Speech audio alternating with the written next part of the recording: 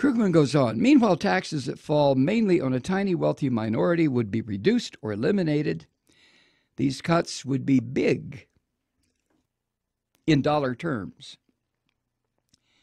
But because the rich who would enjoy this tax cut are already so rich that the savings here would make very little difference to them. I mean, if they're going to cut the taxes of a billionaire $500,000 a year, that really? Oh, gee, well, that'll certainly pay for one of my vacations, the rich person might say. More than 40% of the Senate bill's tax cuts would go to people with annual incomes over $1 million. But even these lucky few would see their after-tax income rise by only a barely noticeable 2%. Oh, Christ. So, it's vast suffering imposed on many of our fellow citizens in order to give a handful of wealthy people what amounts to some extra pocket change. Now, vast suffering includes, and this is a number that's starting to pop up here and there by people who understand this far better than I do, but according to the best estimates, around 200,000 preventable deaths will occur as a result of taking health insurance away from people in order to put chump change into the pockets of the wealthy. Republican cruelty indeed.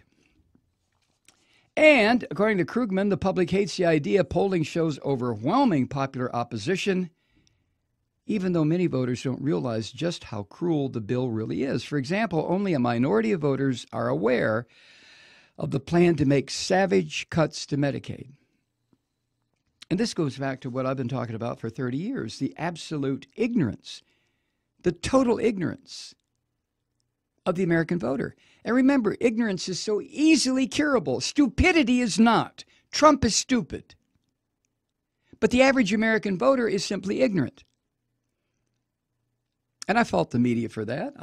I do. I don't blame the media entirely for all of our problems, but it's their obligation to inform. And that's not talking about some bullshit sex scandal or you know, who got involved in a car wreck. You know, the obligation, I think, of media in this country is to inform, to let us know, especially where it concerns government. You know, I subscribe to the New York Times, hard copy and online. I subscribe to the Wall Street Journal online, subscribe to the Washington Post online. And while all three of those newspapers do, especially in the era of Trump, carry an awful lot of, a number of articles about Trump, they're still, in my opinion, failing in their responsibility to carry the kinds of articles about Trump that are critical to all of us right now. I mean, it's already been established that Trump is a fucking psychopath. He's a danger to the republic. He's a danger to the world. And I think the only hope that makes any sense before it's too late is that the people who determine the power structure in this country step up and remove him from office. Now, you can't do that, and neither can I. And neither can our entire neighborhood. Neither can our entire goddamn state. It takes those people, most of whom are Republicans, to remove an insane person like this. But I digress. Krugman writes, in fact, my guess is that the bill has low approval even among those who would get a significant tax cut.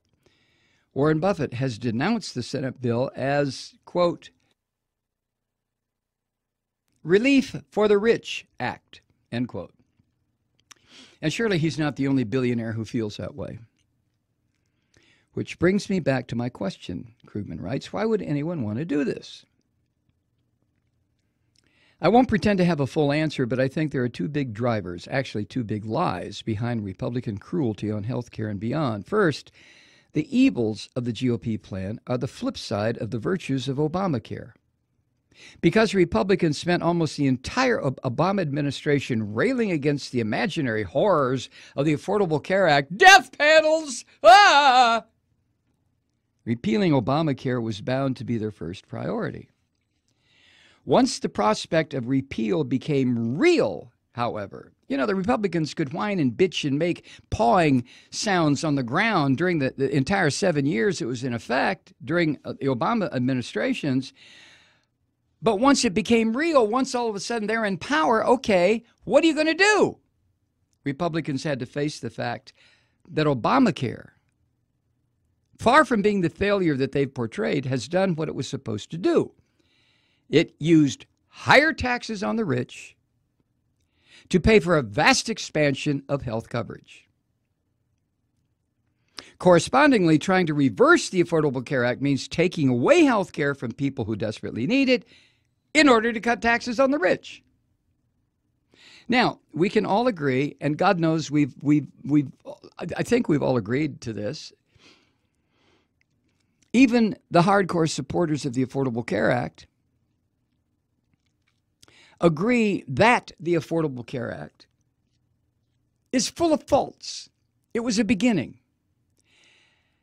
And even Obama said, I'm going to give this to you, but it's going to take some tinkering. It's going to take moving this part over here and maybe canceling that, but putting that in place.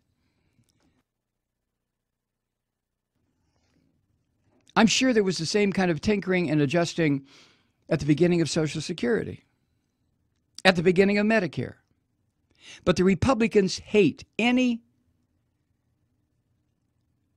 legislation, social legislation, that is designed to help people, because Republicans do not understand the concept of helping their brothers and sisters. It's fucking beyond them. Now, how they can call themselves Christians and have that concept just beyond their reach, I don't know. We talked about this a million times. Their so-called Messiah told them over and over and over again, don't fuck around with rich people. Listen to me. It's the wretched of the earth that you should be focusing on. And he said all kinds of shit, or somebody did. Attribute it to Jesus. But anyway, so one way to understand, Krugman writes, this ugly health plan is that Republicans, through their political opportunism and dishonesty, boxed themselves into a position that makes them seem cruel and immoral, because they are. Yet that's surely not the whole story, because Obamacare isn't the only social insurance program that does great good, yet faces incessant right-wing attacks. Food stamps, unemployment insurance, disability benefits, all get the same treatment from Republicans. They want to destroy it. And if they can't destroy it, they want to fuck it up so badly that it might as well be destroyed. Why? Why are Republicans like that?